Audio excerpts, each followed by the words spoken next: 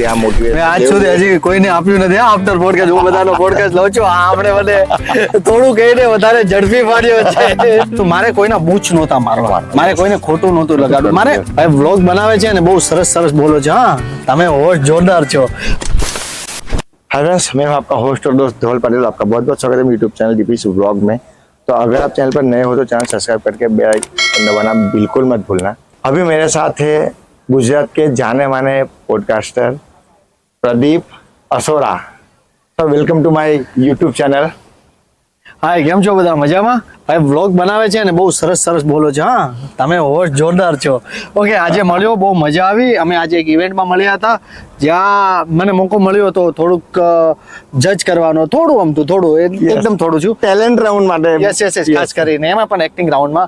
તો આજે હું પણ શીખું છું ને, હું પણ સ્ટુડન્ટ છું, હું પરફોર્મિંગ આર્ટ્સનો સ્ટુડન્ટ છું. તો મને આજે બહુ મજા આવી અને ભાઈ હંમેશા માટે સાથે રહ્યા આજે. અને જે પણ થોડી પણ વસ્તુની જરૂર પડે તરત કીધું કંઈ જોઈએ છે. એટલે પહેલાં તો એ સપોર્ટ કરવા માટે ખૂબ ખૂબ તમારો આભાર. અને બસ આ ચેનલ સાથે જોડાયેલો રહો, તમને મજા આવશે ને તમારી અંદર પણ જો ટેલેન્ટ હોય તો ઉજાગર કરો, એ તો મજા છે. મારા જે પબ્લિક છે, સબસ્ક્રાઇબર છે, યુટ્યુબ ફેમિલી છે, એમના તરફથી બે ચાર સવાલ તમને પૂછીશ. જે તમે પોડકાસ્ટ કરો છો તો એવો કોઈ ખાસ મુમેન્ટ તમારા જોડે થઈ છે કે તમને લાઈફ ટાઈમ યાદ છે કે ભાઈ કોઈ સેલિબ્રિટી આવી હોય, એમની જોડે કોઈ ખાસ મુલાકાત થઈ હોય કે કોઈ ખાસ કોઈ વાતચીત થઈ હોય તો એ મારી જોડે શેર કરો.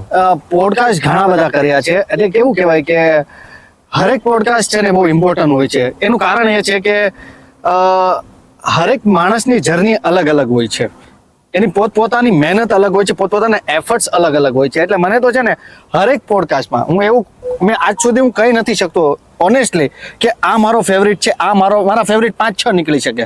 ઓકે, એટલે હું એવું કઈ નંબર નથી આપવા માંગતો કે આ મારો ફેવરેટ. પણ જેટલા પણ મેં પોડકાસ્ટ કર્યા હતા ને બધા જ લોકોની જર્ની અલગ અલગ છે અને બધાના જીવનમાંથી મને બહુ બધું શીખવા મળ્યું છે. ખાસ કરીને મહેનત અને પોતાના ઉપર વિશ્વાસ, એ મને બધા જ પોડકાસ્ટમાંથી શીખવાનું મને મળ્યું છે. એટલા માટે બધા જ પોડકાસ્ટ મારા ફેવરિટ છે. ને આ પોડકાસ્ટ કરવાનો આઈડિયા ક્યાંથી આવ્યો? મતલબ બધાને મોટિવેશન જોઈને તમે મેળવો છો કે ભાઈ આમની પાસેથી આ મોટિવેશન? આજ સુધી હજી કોઈને આપ્યું નથી આફ્ટર પોડકાસ્ટ. હું બધાનો પોડકાસ્ટ લઉં છું. આપણે મને થોડું કહીને વધારે ઝડપી પાડ્યો છે. ભાઈ આજ મજા છે વ્લોગિંગ સેલિબ્રિટીમાં. ભાઈ આજે તમે ગુજરાતની સેલિબ્રિટી છો, તો મને આ એપિસોડ ચાલે જ છે કે ગુજરાતની ને ઇન્ડિયાની જે પણ સેલિબ્રિટીને મને મળવાનો ચાન્સ મળે ત્યારે મેં એમની જોડે એક વ્લોગિંગ સેલિબ્રિટીનો વ્લોગ બનાવી જ લઉં છું. તો તમને ક્યાંથી મોટિવેશન મળે છે? બસ પહેલા તો મોટિવેશન ખુદથી પહેલા મળે છે. કારણ કે આપણે જે ઇન્ડસ્ટ્રીમાં અત્યારે છીએ ત્યાં લગભગ તો કોઈ જ કોન્ટેક્ટ મારા નહોતા અને હું ડાયમંડમાં કામ કરતો અને બસ કરવાનો વિચાર હતો. મેં ચાલુ કર્યું. મેં પહેલા કીધું હતું મારે કોઈના બૂચ નહોતા મારવા, મારે કોઈને ખોટું નહોતું લગાડવું. મારી અંદર જે વાકચાતુર્ય હતું હું બોલી શકું છું. તો સોસાયટીમાં ગણપતિને બધા ફેસ્ટિવલ થતા ત્યારે લગભગ આમ ત્યાં એન્કર તો હોય જ, પણ આપણા હાથમાં તો માઇક નહોતું જ આવતું. પણ લગભગ 7-7:30 મોટા લોકો જ્યારે ન હોય ને ત્યારે મારા હાથમાં માઇક આવી જતું અને ત્યારે હું બોલવા મળતો. અને ત્યારે શું બધા લોકોને હું આરતી માટે બોલાવતો. એટલે એ કોન્ફિડન્સ મને સોસાયટીમાંથી, હું જ્યારે નાનો રહેતો, હું સુરતમાં બાપા સીતારામ સોસાયટીમાં રહેતો, ત્યારથી મને આ કોન્ફિડન્સ આવ્યો હતો. અને લગભગ ત્યારથી મારી શરૂઆત હતી. ને પછી વચ્ચે એક એવો વિચાર કર્યો હતો કે મારે એન્કર તો નથી જ બનવું, કેમ કે એઝ એન એક્ટર મારે જર્ની સ્ટાર્ટ કરવી હતી. એટલે એઝ એન એક્ટર કામ કર્યું. પછી કોઇન્સિડન્સ ભગવાને પાછું મને એક નિમિત્ત બનાવ્યો કે તું એઝ એન પોડકાસ્ટર તરીકે કામ કર ને બસ જો આ તમારી સામે અત્યારે કરું છું ને બધા લોકોનો અત્યારે મને બહુ જ પ્રેમ મળે છે. તો આ માધ્યમ થકી કહું છું આપ સૌનો ખૂબ ખૂબ આભાર કે તમે મારા પોડકાસ્ટ જોવો છો ને ભાઈના પણ વ્લોગ જોવો છો.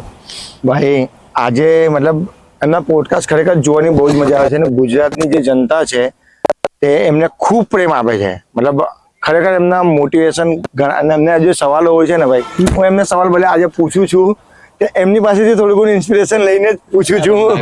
તો એક લાસ્ટ ક્વેશ્ચન કરીશ. તમારું કોઈ એવું ડ્રીમ કે એની જોડે પોડકાસ્ટ તમારે કરવું છે, એવું કોઈ ડ્રીમ, મતલબ કોઈ એવી સેલિબ્રિટી કે જેની જોડે તમારું પોડકાસ્ટ કરવાનું ડ્રીમ છે? એવા તો મેં કીધું ને મારે એ ટાઈપનું છે. હું હાલમાં પણ કોઈ મને અત્યારે એમ પૂછે ને કે તમારો ફેવરિટ કલાકાર કોણ, તો હું પણ એક કન્ફ્યુઝ થઈ જાઉં છું કે હું એકનું નામ કહું કે બીજા 5નું નામ કહું. તો એવું જ છે મારા ઘણા બધા સાથે. જ્યાં સુધી પોડકાસ્ટ મારો આ ચાલુ રહેશે ત્યાં સુધી હું ઘણા બધા એવા એવા સેલિબ્રિટીઝ છે એના મારે પોડકાસ્ટ લેવા છે, જેથી કરીને મારા પ્લેટફોર્મ થકી હું તમારા બધા સુધી એ સેલિબ્રિટીઝની વાત પહોંચાડી શકું Yes. અને એમની જે જર્ની છે એની વાત હું તમારી સાથે હું શેર કરી શકું. એવા ઘણા બધા છે અને એ લગભગ ભગવાનની દયાથી ઘણું બધું સમય સાથે થઈ જશે એ મને ખ્યાલ છે. તો બસ એક લાસ્ટ લાઈન મારા સબસ્ક્રાઇબર્સ માટે. બસ મસ્ત આમને જોવા છે તો સબસ્ક્રાઇબ કરો તો તમને આ હંમેશા દેખાતા રહેશે. ઓકે થેન્ક યુ પ્રદીપ અરે ભાઈ, થેન્ક યુ સર, સોરી. અરે ભાઈ, ચાલે ક્યાં સર યાર. Okay thank you. ભાઈ તમે જો નવા હોય તો લાઈક કરી દેજો, અને ફેન હોય તો ભાઈ તમારા ફેન માટે એક લાઈન પ્લીઝ. બસ તમારા બધાનો પ્રેમ છે એટલે જ હું અહીંયા ઊભો રહીને તમારી સમક્ષ બોલી શકું છું. બધું તમારા લીધે છે. Love you all, love you all, love you all. ખૂબ તમને પ્રેમ કરું છું. હવે તમને લવ યુ કહી દીધું છે તો લવ યુ 2 કહેવાનો વારો તમારો છે. તો કમેન્ટ સેક્શન ભરી દો. કમેન્ટ સેક્શન તમારું છે, લાઈક કરી દો. અને જે પણ એમના ફેન્સ છે તેમના માટે આ વિડીયો શેર કરી દો. તો મળીએ આવા જ કોઈ ધમાકેદાર આગલા વ્લોગમાં. ત્યાં સુધી જય હિન્દ, જય ભારત, જય માતાજી. Thank you.